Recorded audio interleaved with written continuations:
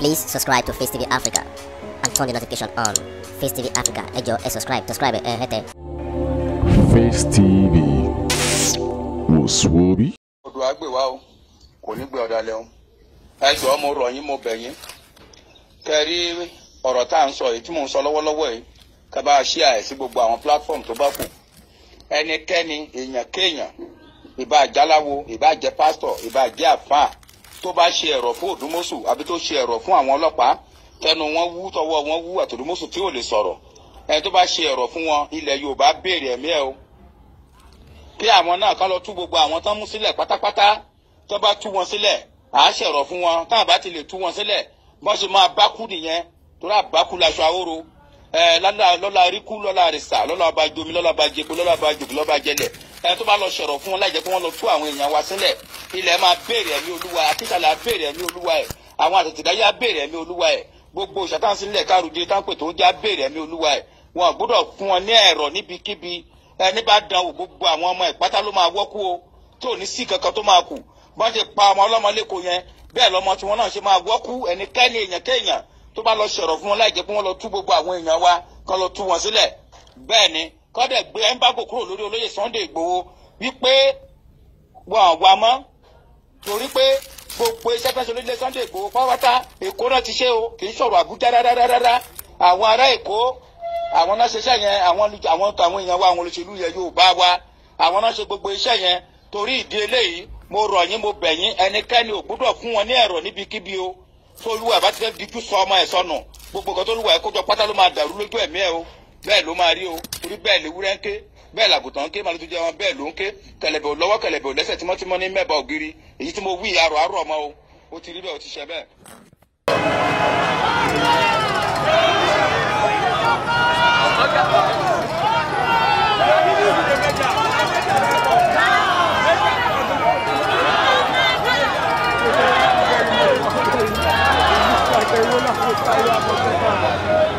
Hallelujah.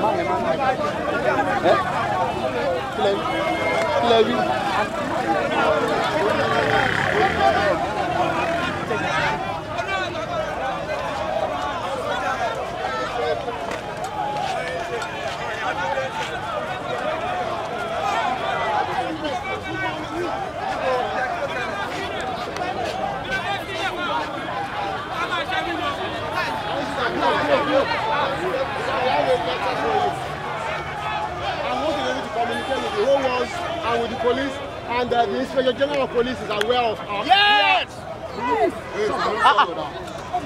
We are peaceful people and we are ready to cooperate with the police. We need you to protect us. It will be a very peaceful rally. There is no need to shoot tear gas. There is no need to shoot a gun. We are people of peace. And that's why, don't run from us, we will not run from you. But let us cooperate together to make this a successful rally. Please, we don't have anything against the police. The police are our people. We don't have anything against the army. The army are our people. But we need to cooperate together so that you know you shouldn't attack us. We are not the enemy. We want to move to that place. But the road at the back there. And we need you to protect us. We are peaceful people. And what we want is Yoruba nation. Just recognize that.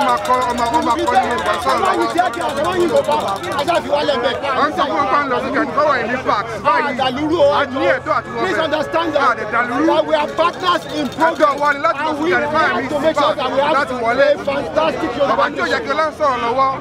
Please. So tell your police, tell your other officers, Akiola, Polu, Akiola, express ourselves. That is all. Don't shoot any tear gas.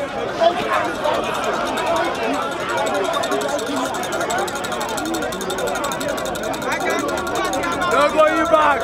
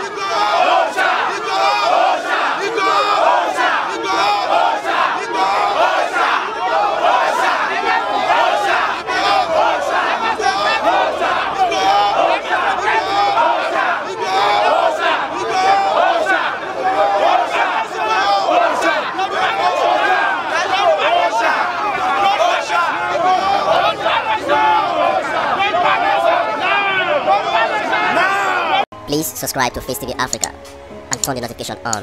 Face TV Africa, ẹ jọ̀ọ́ ẹ subscribe, hete. Face TV was Swoby.